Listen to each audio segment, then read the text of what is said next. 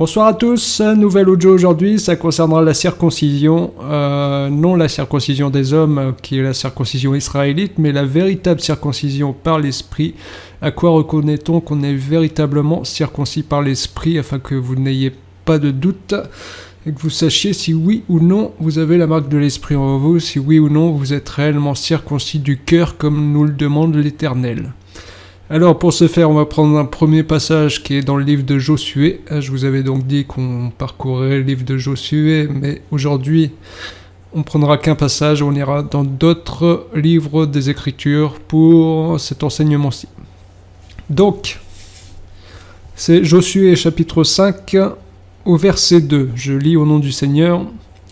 À cette époque-là, l'Éternel dit à Josué, « Fais-toi des couteaux de pierre et circoncis une nouvelle fois les Israélites. » Josué se fit des couteaux de pierre et circoncit les Israélites sur la colline d'Aralot. Voici la raison pour laquelle Josué les circoncit. Tout le peuple sortit d'Égypte, les hommes, tous les hommes de guerre, étaient morts dans le désert pendant la route après leur sortie d'Égypte. Or, tout ce peuple sorti d'Égypte était circoncis, tandis que le peuple né dans le désert pendant la route après la sortie d'Égypte n'avait pas été circoncis. En effet, les Israélites avaient marché 40 ans dans le désert jusqu'à la destruction de toute la nation des hommes de guerre qui étaient sortis d'Égypte et qui n'avaient pas écouté l'Éternel.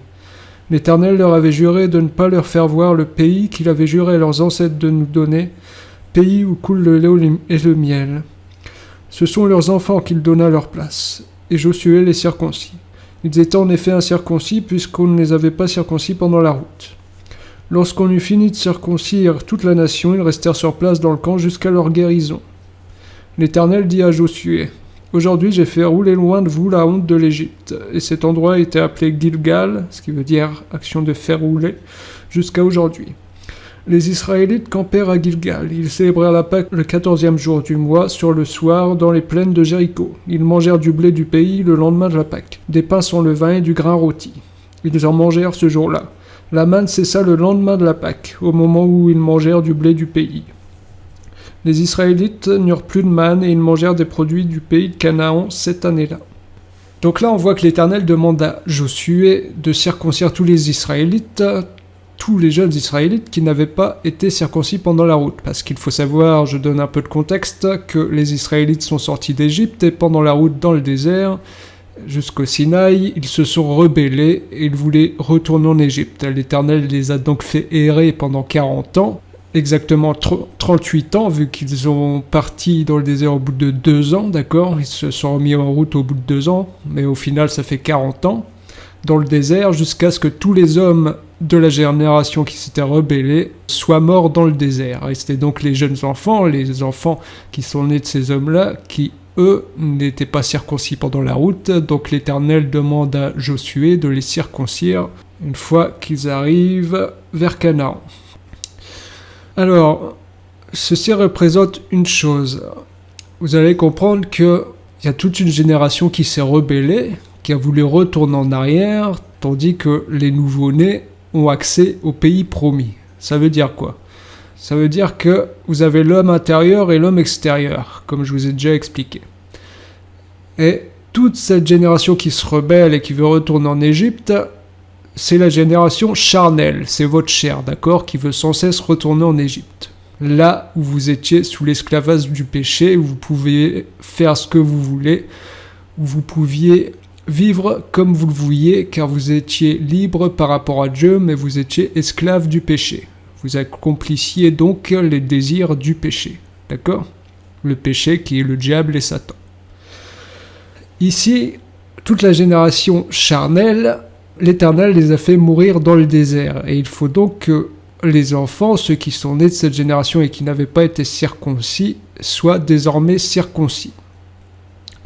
Vous allez voir que c'est la même chose avec Israël et les nations. C'est-à-dire que Israël avait été circoncis de main d'homme, mais lorsque Jésus vient voir Israël, il dit à la population, celui qui pratique le péché est esclave du péché. D'accord ? Lorsque les Juifs lui disent, nous n'avons jamais été esclaves de personne. D'accord ? Jésus leur répond, celui qui pratique le péché est esclave du péché. Donc, toute cette génération-là, c'était la génération charnelle qui avait reçu la circoncision, d'accord ? Mais Dieu, lui, cherche des adorateurs en esprit et en vérité. Il se crée donc une nouvelle génération, une génération de petits-enfants. Pourquoi petits-enfants? Parce que nous sommes passés par le baptême, nous sommes donc nés de nouveau. Nous sommes comme des petits-enfants qui venons de naître, d'accord? Et lorsqu'on passe par le baptême, il faut que nous recevions une circoncision qui n'est pas faite de main d'homme, mais qui est faite par l'esprit. C'est ce que représente cette génération d'enfants, qui est la génération qui a suivi la génération charnelle, d'accord, qui doit être maintenant circoncis par Josué en vue d'entrer dans le pays promis, dans les promesses de Dieu, d'accord, car les promesses de Dieu sont principalement spirituelles avant d'être matérielles. Comme le dit Jésus, cherchez d'abord le royaume des cieux et le reste vous sera donné en surplus. Donc le reste, le physique, c'est du surplus. Mais le primordial, c'est ce qui est spirituel. C'est les promesses spirituelles, d'accord? Canaan étant l'image du pays céleste, des promesses de Dieu. Alors, toute cette génération-là doit être circoncise, et vous verrez que Josué les circoncis avec des couteaux de pierre. Et voici ce que nous dit Paul en Colossiens chapitre 2, au verset 11. C'est en lui aussi que vous avez été circoncis d'une circoncision qui n'est pas faite par la main de l'homme, mais de la circoncision de Christ qui consiste à vous dépouiller du corps de votre nature pécheresse. Donc la véritable circoncision par l'esprit consiste à se dépouiller du corps de notre nature pécheresse. C'est pourquoi je vous ai dit que dans le désert, toute la génération charnelle est morte dans le désert, dans le lieu d'enseignement, parce que c'est au mont Sinaï qu'ils avaient reçu l'enseignement. Et c'est dans le désert qu'ils sont morts. C'est la chair qui meurt afin que l'esprit, lui, entre en possession des promesses. C'est là la nouvelle génération qui entre en possession de Canaan, d'accord ? Parce que, comme dit Paul, la véritable circoncision consiste à se dépouiller du corps de notre nature pécheresse, c'est-à-dire de la chair, car la chair est le territoire de Satan. Si donc la circoncision consiste à se dépouiller du corps de notre nature pécheresse, vous comprendrez alors que la crucifixion qu'a subie Jésus-Christ est une circoncision. C'est là où sa chair est mise à mort. C'est pourquoi Josué, quand il circoncie la nouvelle génération, utilise des couteaux de pierre, mais vous verrez que Abraham, lorsque l'ange de l'Éternel lui demande de sacrifier son fils Isaac, Abraham qui représente donc Dieu dans la révélation, qui sacrifie le fils unique Jésus, vous verrez qu'Abraham utilise également des couteaux de pierre. Ce n'est pas anodin, c'est tout comme Josué, c'est pour nous dire que le fait qu'Abraham sacrifie le fils Isaac, c'est également une circoncision, tout comme Josué circoncie les Israélites avec des couteaux de pierre. D'accord ? Et vous verrez qu'au niveau d'Abraham, beaucoup ne le savent pas, mais Jésus fait référence à cela lorsqu'il dit, je vais lire ça en Matthieu 18. Alors, Matthieu 18. Attendez, c'est au verset 12. Qu'en pensez-vous ? Si un homme a 100 brebis et que l'une d'elles se perde, ne laisse-t-il pas les 99 autres sur les montagnes pour aller chercher celle qui s'est perdue ? Et s'il la trouve, je vous le dis en vérité, il en a plus de joie que des 99 qui ne se sont pas perdus. De même, ce n'est pas la volonté de votre Père Céleste qu'il se perde un seul de ses petits. Donc là, Jésus nous dit la parabole d'un homme qui a 100 brebis, et il y a une de ces brebis-là qui se perd, d'accord ? La 100e brebis se perd. Il laisse donc les 99 autres sur la montagne pour aller chercher celle qui s'est perdue. Et une fois qu'il a trouvé la 100e, il se réjouit plus encore que des 99 qu'il a laissés sur la montagne. Alors je vais vous expliquer cette parabole dans la Révélation. Si vous lisez l'histoire d'Abraham, vous allez voir que Abraham se fait circoncire à 99 ans. D'accord ? Or, je vous ai dit que lorsque Jésus-Christ se fait crucifier, c'est toute une circoncision. D'accord ? Retenez ça. Abraham se fait circoncire à 99 ans. Or, Abraham, avec un H, signifie père d'un grand nombre, tandis qu'Abraham sans H signifie père élevé. D'accord ? Au départ, Abraham est Abraham sans H, c'est-à-dire qu'il est le père élevé, mais Dieu change son nom pour qu'il devienne Abraham avec un H, ce qui signifie père d'un grand nombre. Or, comme je vous ai dit tout à l'heure, Abraham représente Dieu dans la révélation. Dieu qui est le Père élevé devient le Père d'un grand nombre. Mais où devient-il le Père d'un grand nombre? Dieu, c'est au moment où il se fait crucifier. Pourquoi? Parce que comme le dit Christ, si le grain ne tombe en terre et ne meurt, il reste seul. Mais s'il meurt, il porte beaucoup de fruits. Et Jésus-Christ devient le premier-né d'un grand nombre de frères, d'accord? Mais il faut qu'il meure d'abord, sinon il reste seul. Dieu doit mourir afin de pouvoir déverser son esprit sur toute chair, et ainsi devenir le père d'un grand nombre de nations, d'enfants adoptifs. D'accord? Vous avez là l'œuvre de la crucifixion, où Dieu vient dans une chair semblable à la nôtre, et il meurt afin de devenir le père d'un grand nombre. Or, Dieu dans l'ombre, je vous ai dit que Abraham représente Dieu, et Abraham, sa circoncision, sa crucifixion, c'est donc à 99 ans. D'accord? Et Abraham a son fils Isaac, le fils qui est né par l'esprit, à 100 ans. D'accord? Abraham qui se fait circoncire à 99 ans, vous avez là l'œuvre de la croix, Jésus-Christ, qui passe par la crucifixion, pour avoir des fils par l'esprit, parce qu'il déverse son esprit sur toute chair une fois qu'il a été crucifié. D'accord? Vous avez là Isaac. Or, Jésus nous dit la parabole de 99 brebis qui restent sur la montagne. Je vous ai dit que Abraham se fait circoncire, se fait donc crucifier à 99 ans, dans la Révélation. C'est ça, les 99 brebis. D'accord? Les 99 brebis qui restent sur la montagne. Pourquoi? Parce que Jésus-Christ s'est fait crucifier sur le mont Golgotha. Il est donc resté sur la montagne, afin d'aller chercher la brebis qui était perdue, c'est-à-dire vous et nous, et qui doivent naître par l'Esprit. Alors je vous ai dit que l'enfant qui naît par l'Esprit, c'est Isaac, et Isaac est né lorsqu'Abraham avait 100 ans. D'accord? C'est la 100e brebis qui doit être retrouvée.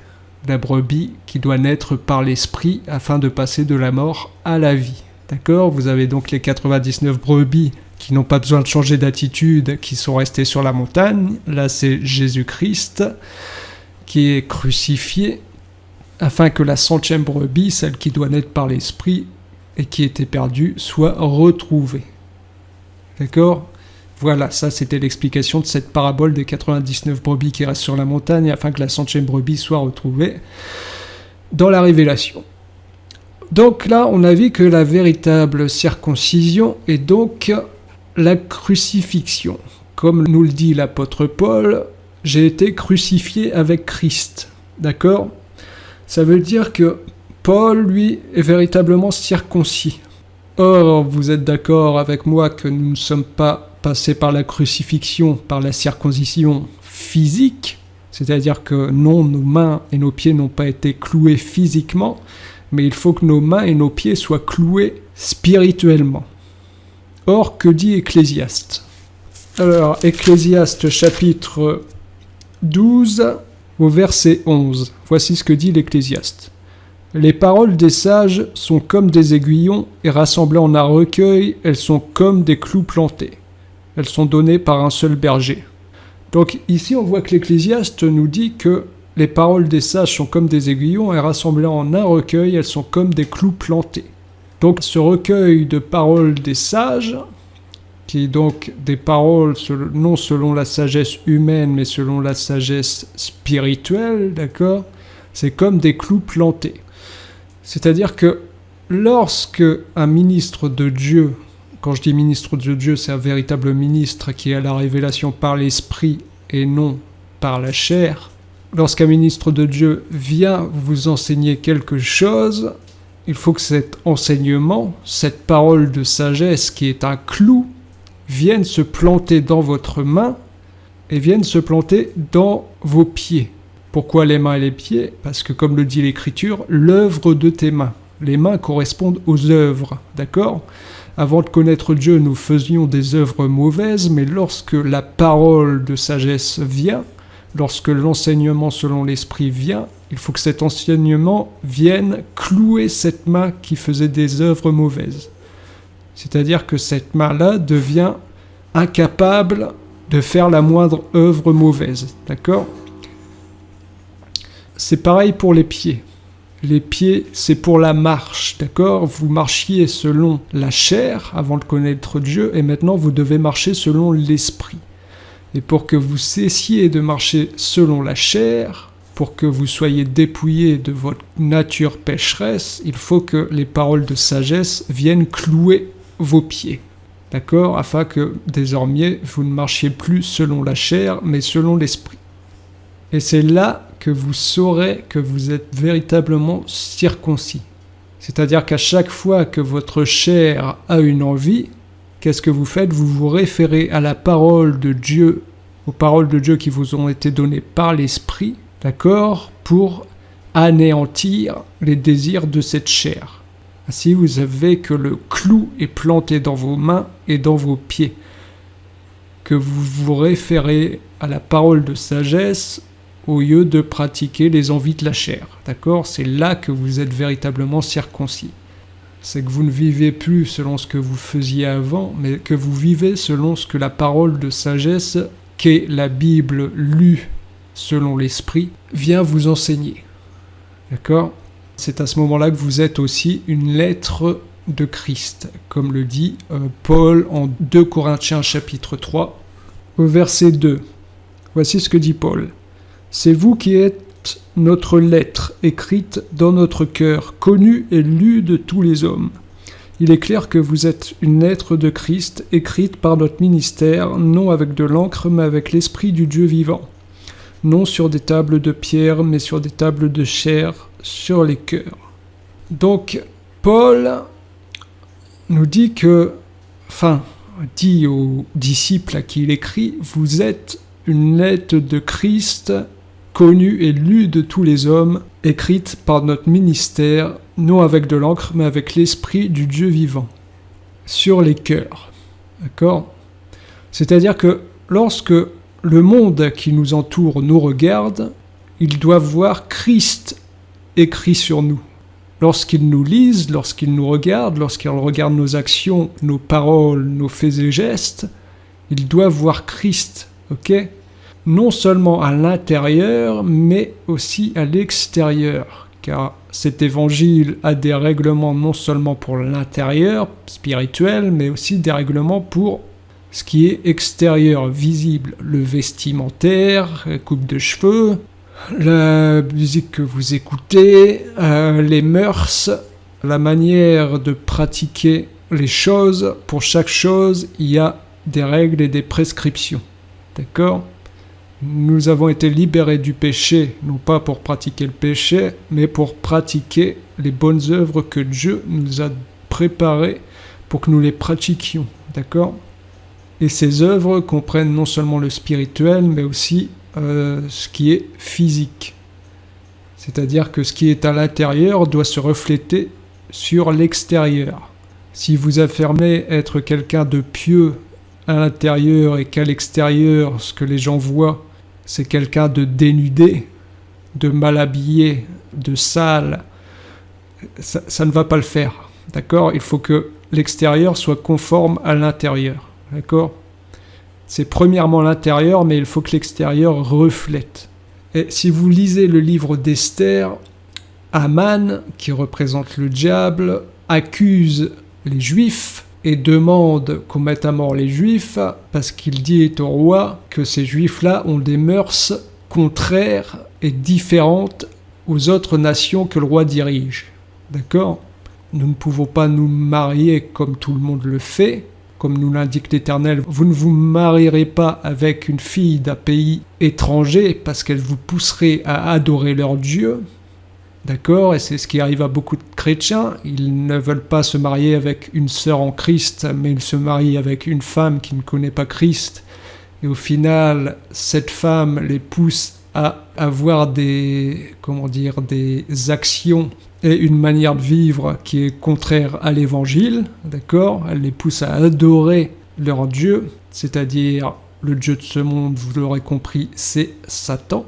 Donc voilà, je voulais simplement dire que dans toutes nos pratiques et notre manière de vivre, nous sommes différents. Et c'est pourquoi le monde ne vous aime pas. D'accord ? Je remercie le frère Blanchard pour l'exhortation qu'il a faite il n'y a pas longtemps et qui nous disait que c'est normal que même si vous faites des bonnes œuvres, prends l'exemple au travail, si vous faites des bonnes œuvres, si vous aidez les autres constamment, en tout domaine, mais que les autres, dès que vous parlez de Christ, vous rejettent, sachez que c'est normal.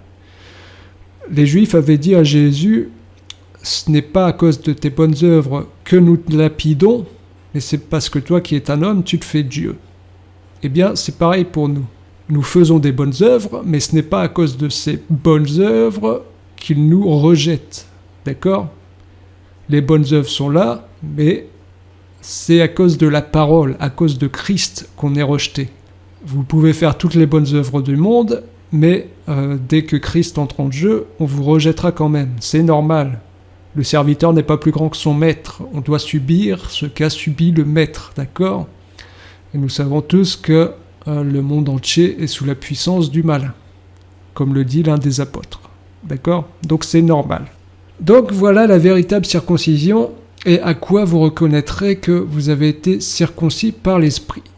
Si un ministre vient vous prêcher quelque chose, je précise bien un vrai ministre, et qu'est-ce qu'un vrai ministre ? Je vous le dis, c'est écrit en 1 Corinthiens chapitre 4, je vais vous lire ça. 1 Corinthiens chapitre 4, verset 1. Voici ce que dit Paul. Ainsi donc qu'on nous considère comme des serviteurs de Christ et des administrateurs des mystères de Dieu. Du reste, ce qu'on demande des administrateurs, c'est qu'ils soient trouvés fidèles. Donc le serviteur de Christ véritable, celui qui prêche la parole, celui qui a acquis le don d'être ministre de Dieu, ce qu'il doit faire, c'est administrer les mystères de Dieu. C'est-à-dire qu'un ministre ne vient pas pour répéter l'écriture et donner sa pensée, ce qu'il pense de cette écriture. Un ministre vient vous donner une écriture et vient vous révéler une des facettes que Dieu lui a révélées, c'est-à-dire soit dans la révélation, soit dans la prophétie, soit dans la doctrine, soit dans la connaissance. Mais il ne peut pas aller au-delà de ce qui est écrit. Le fondement, c'est la parole. C'est la parole qui doit expliquer la parole, comme je vous ai toujours dit dans mes audios. Ce ministre doit donc vous révéler les mystères de Dieu. C'est-à-dire non la lettre, mais la pensée de Dieu qui est cachée derrière la lettre. Non selon sa propre pensée, mais selon ce que Dieu lui a révélé au travers des Écritures. Voilà ce qu'est un véritable ministre, d'accord ? Lorsque les ministres viennent et vous enseignent, s'ils vous enseignent à ne pas faire telle ou telle chose, comme le dit un des apôtres, il ne faut pas que vous vous contentiez d'écouter, mais il faut que vous mettiez en pratique. Et c'est la mise en pratique, c'est cette parole de sagesse qui vient clouer vos anciennes œuvres, votre main, qui fera office de circoncision véritable. C'est à ça, lorsque vous pratiquerez les enseignements que vous avez reçus des vrais ministres de Dieu, c'est à ça que vous reconnaîtrez que véritablement vous êtes quelqu'un qui a reçu la circoncision du cœur. Parce que comme le dit Paul, vous êtes une lettre écrite par l'Esprit de Dieu, non sur des tables de pierre, mais sur les cœurs, d'accord ? Donc quand cette parole d'enseignement vient, elle vient s'inscrire dans votre cœur et vous vous référez toujours au souvenir de cet enseignement, de cette parole de sagesse qui vient clouer vos anciennes œuvres et votre ancienne manière d'agir. D'accord ? C'est ça la véritable circoncision. Je prends un exemple, si on dit à une sœur que dans l'assemblée il faut se couvrir les cheveux parce que c'est ce qu'exige la saine doctrine et qu'au bout de 3 mois elle ne le fait toujours pas, là on comprend qu'elle n'est pas encore circoncise de cœur. D'accord ? Qu'elle ne s'est pas encore dépouillée de son ancienne manière d'agir. Voilà. Bon, c'est tout pour la circoncision. Je vais continuer un petit peu afin de vous donner encore un peu de nourriture spirituelle. Alors, si on retourne en Josué, lorsque l'Éternel demande à Josué de circoncire ceux qui n'avaient pas été circoncis dans le désert. Je vous ai donc dit que c'est une fois que tous les hommes charnels sont morts dans le désert qu'ils obtiennent la circoncision, ce qui nous renvoie à nous-mêmes lorsque nous sommes circoncis, c'est lorsque notre chair meurt dans le lieu de l'enseignement, d'accord ? Car le désert, c'est le lieu de l'enseignement. C'est là où Moïse a donné les enseignements au peuple. Eh bien, vous verrez que après cette circoncision, ils vont fêter la Pâque. Vous savez que la véritable Pâque, c'est célébrer notre Seigneur Jésus-Christ, et que le lendemain de la Pâque, c'est la semaine des pains sans levain. D'accord ? Qu'est-ce que les pains sans levain ? Une fois que Christ est crucifié, nous devons être dans les pains sans levain. Or, que dit Jésus à propos de l'enseignement des pharisiens ? Il dit « Méfiez-vous du levain des pharisiens ». D'accord ? C'est-à-dire que les pains sans levain, c'est un pain, une nourriture qui n'a pas de fausseté en elle, qui n'a pas l'enseignement pharisien, qui n'a pas l'enseignement de fausseté. D'accord ? C'est pourquoi nous devons nous nourrir de pain sans levain. Parce que, comme le dit Paul, un peu de levain fait lever toute la pâte. Comme je vous ai déjà dit dans un autre audio, si jamais moi je donne quelque chose de faux, malgré que 90% de l'enseignement soit vrai, s'il y a quelque chose de faux dans cet enseignement, ce petit levain va faire lever toute la pâte. C'est-à-dire que s'il y a un petit truc de faux dans mon enseignement, c'est tout mon enseignement qui devient faux. D'accord ? C'est pourquoi lorsque je ne sais pas quelque chose, je ne le dis pas, afin qu'il n'y ait pas de levain et que ça ne fasse pas lever toute la pâte. D'accord ? Donc nous aujourd'hui, comme nous avons reçu l'Esprit, nous sommes dans la semaine des pains sans levain, c'est-à-dire que notre nourriture que nous mangeons doit être sans fausseté, afin que nous soyons bien nourris par l'Esprit et non par la chair. Et vous verrez qu'il est écrit, lorsque donc ils fêtent la Pâque et qu'ils entrent dans la semaine des pains sans levain, que dès qu'ils mangent le blé du pays dans lequel ils arrivent, c'est-à-dire le pays promis, le pays de Canaan, eh bien la manne s'arrête. Et là, je vais vous dire ce qu'un frère nous a enseigné il n'y a pas longtemps. Qu'est-ce que ça veut dire que la manne s'arrête ? Ça veut dire que, comme vous le savez, la manne dans le désert, c'est lorsque Dieu donnait à Israël sans que Israël ne fasse rien pour obtenir, c'est-à-dire que Dieu les nourrissait sans qu'Israël ait à travailler, d'accord ? Donc doctrinalement, je vais vous dire quelque chose. Nous avons eu la vraie Pâque, Jésus-Christ.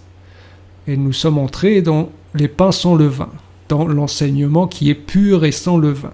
D'accord ? Et pour nous, la manne s'est arrêtée à partir de ce moment-là. C'est-à-dire que nous, tous qui avons reçu l'Esprit Saint, nous ne recevons plus quelque chose en claquant des doigts, mais nous devons nous mettre au travail. Comme le dit Paul, vous êtes ouvriers avec Dieu. D'accord ? Si quelqu'un prie pour avoir une maison ou 10 000 euros, ou un salaire qui lui tombe comme ça du ciel dans la poche, eh bien, sachez que la manne s'est arrêtée. Si tu veux ce salaire, si tu veux cette maison, si tu veux cette chose, il faut que tu te bouges et que tu ailles travailler. D'accord ? Car nous sommes un peuple de travailleurs. Vous êtes ouvriers avec Dieu.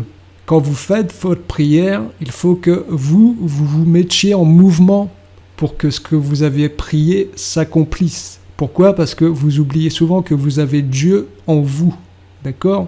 Vous avez l'Esprit de Dieu en vous. Donc si vous voulez que Dieu fasse, il faut que vous, qui êtes le porteur de Dieu, un chérubin, un flambeau dans le monde, vous vous mettiez en mouvement, d'accord ? Si vous voulez que quelqu'un se convertisse, il faut que vous vous mettiez en mouvement et que vous-même, vous lui parlez de Dieu, d'accord ? Si vous voulez, comme je l'ai dit, obtenir un salaire à la fin du mois, si vous priez pour avoir du travail, eh bien, il faut qu'après cette prière, vous vous mettiez en mouvement et que vous ayez donné des CV, des lettres de motivation, et c'est là que ça réussira, d'accord ? Dieu a arrêté la manne une fois que la Pâque a été effectuée. Donc, il faut que nous travaillions, d'accord ? C'est important, comme le dit Paul, travaillez de vos mains afin de ne rien devoir à personne, d'accord ? C'est important. C'est à nous de se mettre en mouvement, une fois qu'on a prié. Voilà. Donc, après tout ça, je vais finir par une dernière chose que que le Seigneur m'a donné de comprendre hier soir sur un passage de l'Écriture, donc on va finir là-dessus. Ça se trouve en Juge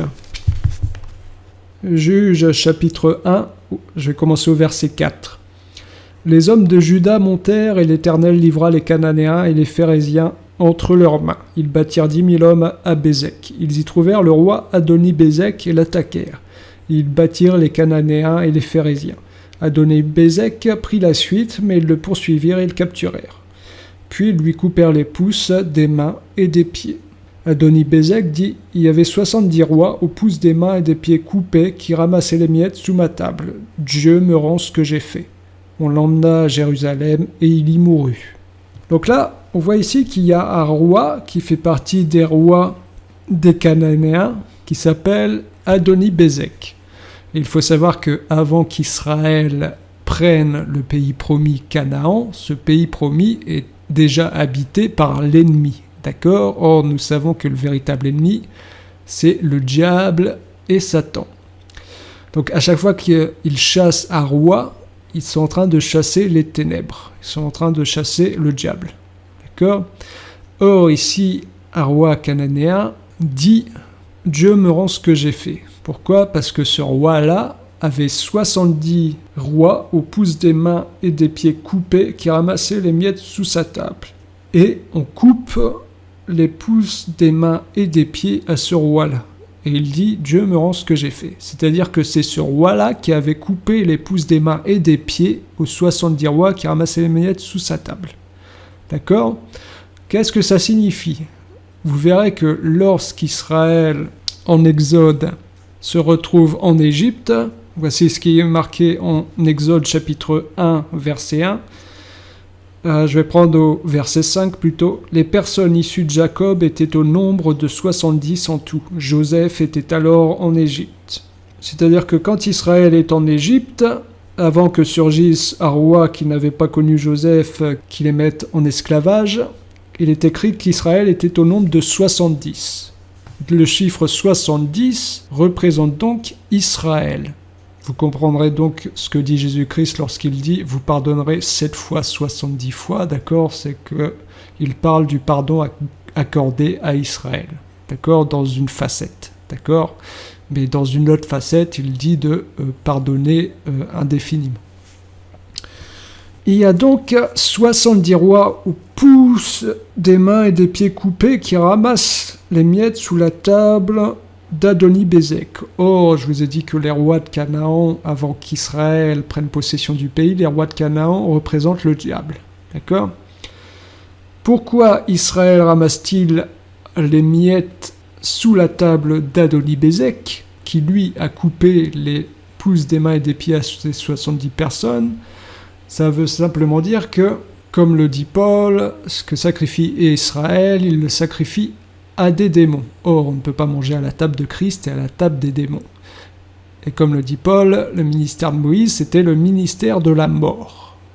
D'accord ? Le fait ici que les 70 qui représentent Israël, Adoni-Bézek leur ait coupé les pouces des mains et des pieds, ça veut dire que Israël avait reçu la loi par Dieu, mais par la loi, Israël était incapable de vaincre l'ennemi. Comme le dit Paul en Romains chapitre 8, « Je n'arrive pas à faire le bien que je voudrais, et je fais le mal que je ne veux pas. » D'accord ? C'est-à-dire qu'Israël avait la loi, et il croyait pouvoir parvenir à la justice de Dieu par cette loi. Seulement, le diable a profité de la loi et du commandement, qui par exemple dit « tu ne convoiteras pas », pour provoquer dans la chair des gens la convoitise. Le diable a profité de la loi pour provoquer la transgression de la loi. Donc Israël, les 70, qui ont les pouces des mains et des pieds coupés, je vous ai dit que les mains et les pieds représentent les œuvres et la marche, c'est-à-dire que tout le temps de la loi, Israël a voulu pratiquer la justice pour Dieu, mais il en était incapable. Pourquoi ? À cause du diable, du péché qui les faisait sans cesse transgresser cette loi. Et c'est pour ça qu'ici, Israël mange les miettes qui tombent de la table d'Adoni-Bézek. C'est-à-dire que manger le pain, comme le dit Jésus-Christ, une nourriture à manger que vous ne connaissez pas, celle de faire la volonté de mon Père, d'accord ? Donc ici, le fait qu'il mange le pain qui tombe de la table d'Adoni-Bézek, c'est-à-dire que Israël qui voudrait pratiquer les bonnes œuvres, Adoni-Bézek l'en empêche. Il a coupé les pouces des mains et des pieds. Israël ne peut donc pas pratiquer les bonnes œuvres qu'il voudrait et marcher selon le bien qu'il voudrait faire, mais au contraire, il doit se nourrir du pain qui vient d'Adoni-Bézek. Et se nourrir de pain, c'est faire la volonté d'Adoni-Bézek. Israël voudrait pratiquer les bonnes œuvres et la bonne marche, mais Adoni-Bézek, le diable, l'en empêche et lui donne la nourriture. Israël fait la volonté du malin, car il se nourrit du pain donné par Adoni-Bézek. J'espère que vous avez compris.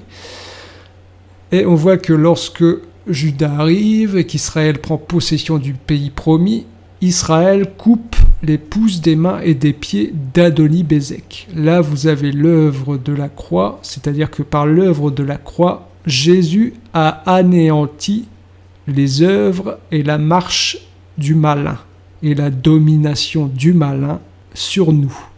D'accord ? C'est pourquoi ses pouces des mains et des pieds sont coupés. C'est-à-dire que ses œuvres, les mains et sa marche, les pieds, sont anéantis, afin que nous soyons libérés du mauvais pour enfin pratiquer la justice selon Dieu, qui est la justice selon l'Esprit. Voilà.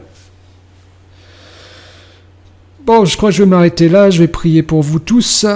Je vous remercie déjà d'avoir écouté ceci, j'espère que ça vous aura instruit, édifié, fortifié, afin que vous puissiez continuer dans le bon chemin, le chemin de la lumière, et il n'y a pas de ténèbres en Dieu, donc il faut que tout soit lumière, d'accord ?